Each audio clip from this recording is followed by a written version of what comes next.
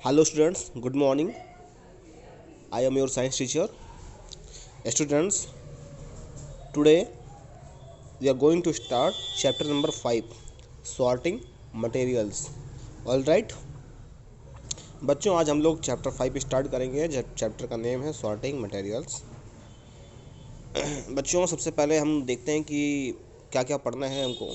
देखिए, properties of materials पढ़ेंगे हम लोग, जिसमें हम लोग आज lustre, texture, hardness, state, solubility, rotation, magnetic property, conductivity and transparency, इन चीज़ों पे डिस्कस करेंगे। ठीक है, इस चैप्टर में हम लोग इन टॉपिक्स को लेके डिस्कस करने वाले हैं। ठीक है, चलिए लेट्स गेट स्टार्टेड। चलिए शुरू करते हैं। Look at the image given below and find out object. देखिए बच्चों, यहाँ नीचे ये इमेज दी गई है। इमेज में क्या करना है आपको, कुछ ऑब्जेक्ट्स रखे गए हैं। आप देखिए, लैंप रखा है, फुटबॉल रखा है, बैग रखा है, बुक्स रखी है, ठीक है, कोन रखा हुआ है। तो यहाँ पे क्या कह रहा है, find out the odd object. Odd मतलब क्या होता है बच्चों, देखिए कुछ चीज़ें होती है, जैसे मान लीजिए यहाँ पे ए बी सी डी और सी में हमने 2 लगा दिया, फिर ई एफ, तो आपसे बोलूँगा इसमें से ऑड ऑब्जेक्ट हटा दीजिए। तो ऑड मतलब जो मिलता जुलता ना हो। तो आप देखेंगे 2 जो है वो मिलता जुलता नहीं है, तो 2 को हटा देंगे, 2 को फाइंड आउट कर देंगे, 2 को सर्कल कर देंगे। तो 2 ही ऐसा ऑब्जेक्ट है जो सिमिलर नहीं है इन सबसे, ठीक है ना। तो 2 क्या हो गया, ऑड हो गया। तो इसी तरह से इस इमेज में आपको ऑड ऑब्जेक्ट हटाना है। ठीक है, अब फिर क्या करेंगे, what is the basis for grouping the rest of the things together, write down in the space provided. और बाकी जो चीज़ें बचती हैं उनको आप लोग क्या करेंगे, ग्रुप बनाएंगे। ठीक है, ग्रुप बना के उनका लिखेंगे। तो जो चीज़ें ऑड है उनको आप हटाएंगे, बाकी चीज़ों को ग्रुप बना देंगे। आप ग्रुप बना के उनको यहाँ पे राइट करना है। चलिए अब हम ये पढ़ते हैं। इन आवर एवरीडे लाइफ, प्रतिदिन की ज़िंदगी जो होती है, हमारे जीवन होता है डेली का, we come across many instances, बहुत सारी ऐसी चीज़ें हमको मिलती हैं, ऐसे उदाहरण हमको देखने को मिलते हैं, where we need to arrange और सॉर्ट मटेरियल्स। देखिए सॉर्ट मतलब क्या होता है बच्चों, SORT। तो सॉर्ट मतलब होता है हमको चीज़ों को क्या करना होता है, एक जगह पे इकट्ठा करना होता है, एक हमको अरेंजमेंट करनी होती है। मान लीजिए किसी भी स्पेशल यानी पार्टिकुलर इंडिविजुअल टाइप की जो चीज़ें हैं उनको हम लोग क्या करते हैं, एक सीरीज़ बना देते हैं। उन सीरीज़ को अरेंजमेंट जो होता है उसी को सॉर्ट कहते हैं। ठीक है, आपको कंप्यूटर वगैरह में या लैपटॉप में या फिर आपके मोबाइल में भी कभी जो चीज़ें होती हैं, तो आप कभी कुछ करें तो आपको सॉर्ट करना पड़ता है। अरेंजमेंट जो कहलाता है, arrangement in an order, in an specific order, वो जो होता है उसको सॉर्ट कहते हैं। ठीक है, तो ऐसे बहुत सारी चीज़ें होती हैं, आपने देखा होगा कि उनको एक ऑर्डर में रखा गया होता है। एक स्पेसिफिक काइंड का जो चीज़ें होती हैं, ठीक है, थिंग्स होते हैं, उनको हम लोग अरेंज करते हैं एक ऑर्डर में, उसको सॉर्ट कहते हैं। ठीक है, तो ऐसे आप लोग को बहुत देखने को मिलेगा कि आपको अरेंज किया हुआ देखने को मिलता है। फिर देखिए आप डिफरेंट ग्रुप्स और कैटेगरीज में आपको अरेंज किया मिलेगा।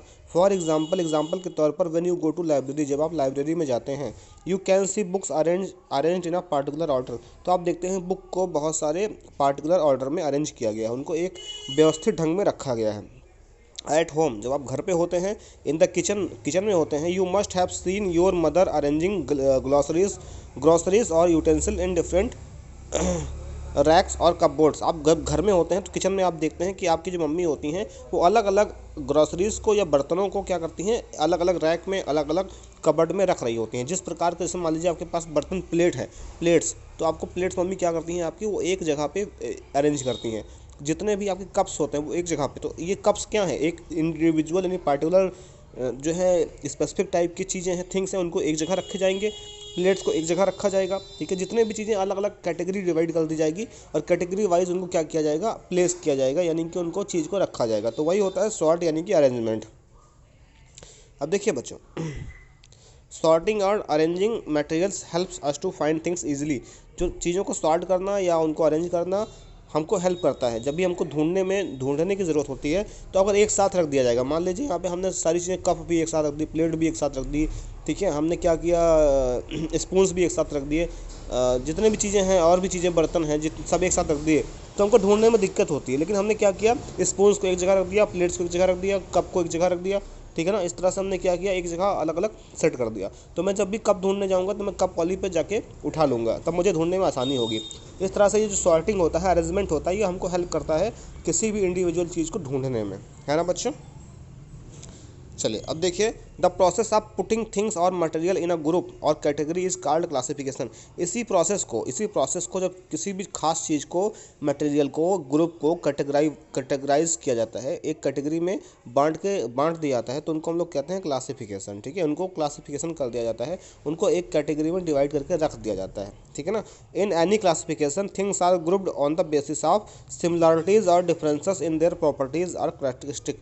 जब भी किसी चीज़ को सॉल्व करते हैं या उनको हम कैटेगराइज करते हैं तो क्या करते हैं, उनकी सिमिलरिटीज़ के ऊपर, एक जैसा होना चाहिए या फिर बिल्कुल अलग अलग होना चाहिए, तो हम उनको क्या करते हैं, कैटेगरी डिवाइड कर देते हैं। जो चीज़ें एक जैसी होती हैं उनको एक तरफ, जो चीज़ें एक जैसी होती हैं उनको एक तरफ कर देते हैं। ठीक है ना बच्चों, इस प्रोसेस को हम लोग क्लासिफिकेशन कहते हैं।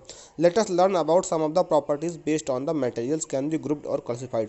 चलिए हम लोग पढ़ेंगे इसी जो है अरेंजमेंट के बारे में, इसी क्लासिफिकेशन के बारे में जो मटेरियल्स में पाई जाती है, मटेरियल्स में कैसे ये काम करता है। ठीक है, अब देखिए पहला आपका ऑप्शन आता है लश्यर।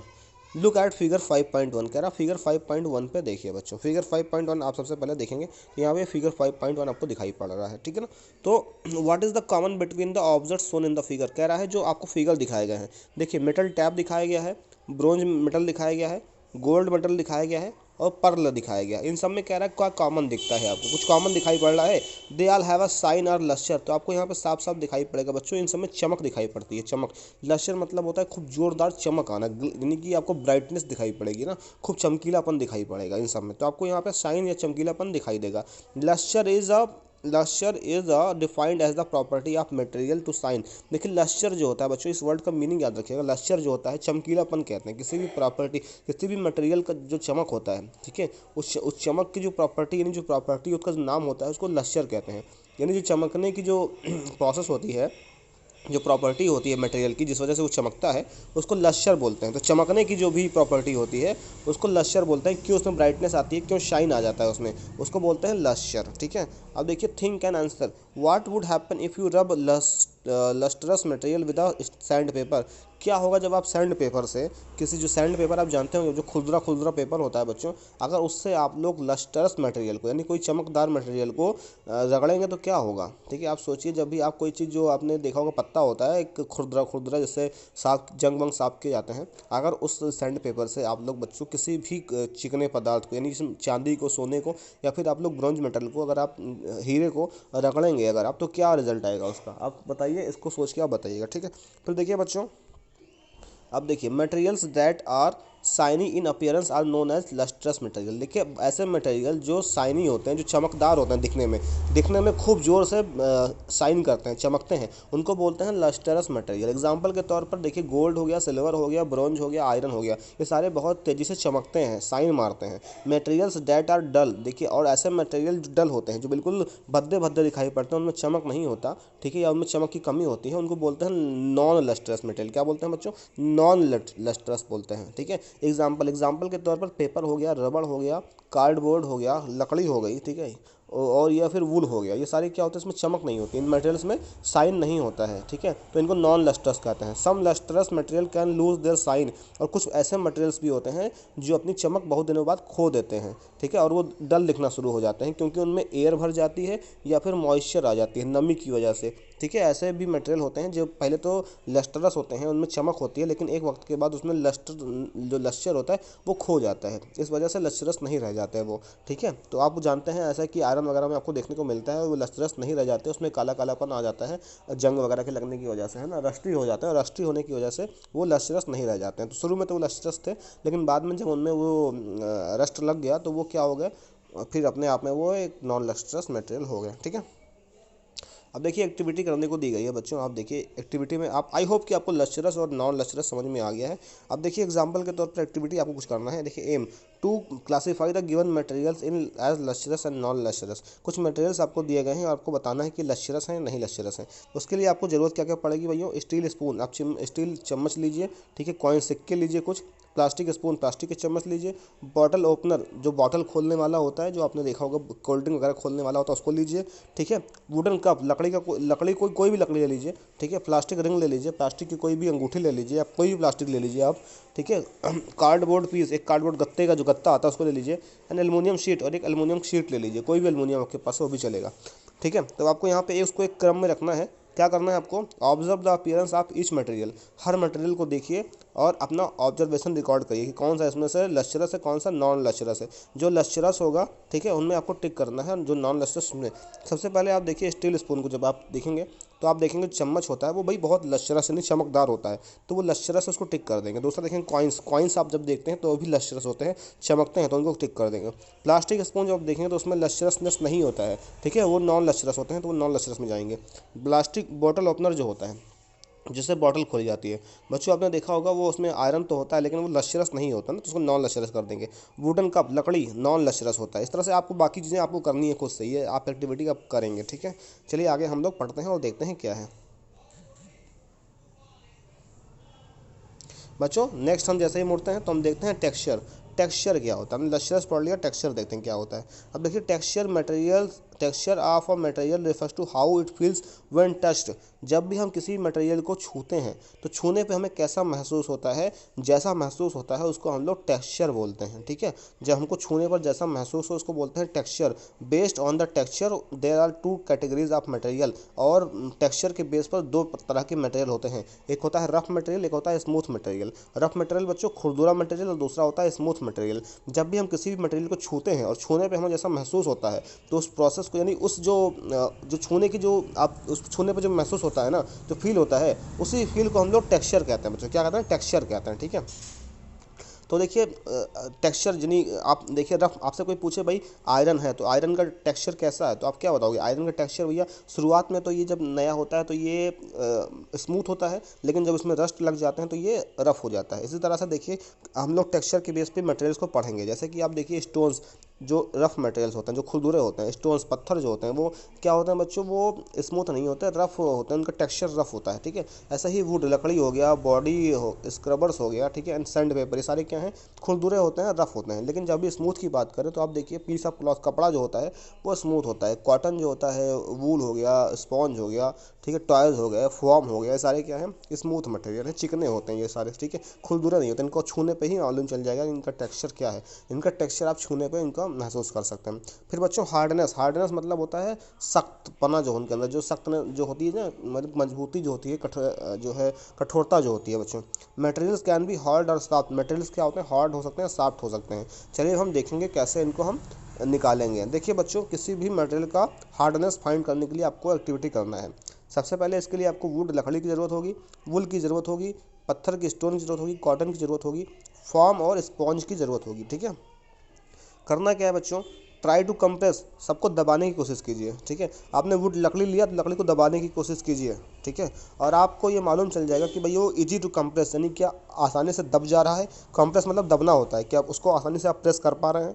दूसरा डिफ़िकल्ट टू कंप्रेस, क्या उसको आपको दबाने में बहुत डिफ़िकल्टी आ रही है, आसानी से कंप्रेस नहीं हो पा रहा है। तो जो चीज़ें आसानी से कंप्रेस हो जाएँ, ठीक है, तो उनमें हार्डनेस नहीं होगी। और जो चीज़ें दबे ही ना, या दबने में बहुत कठिनाई हो, उनको कहेंगे हम लोग उनमें हार्डनेस बहुत ज़्यादा है। जैसे वुड, जब आप लकड़ी लेते हैं तो लकड़ी में आप क्या देखते हैं, दबाने पे वो आसानी से कंप्रेस हो रहा है, नहीं होता ना, तो वो डिफ़िकल्ट टू कंप्रेस है। इस तरह से आपको ये और भी पूरा एक्टिविटी परफॉर्म करनी है मेरे बच्चों, ठीक है। अब देखिए from activity two, from activity 2 से आपको क्या सीख मिलता है, we can see that some materials are very hard.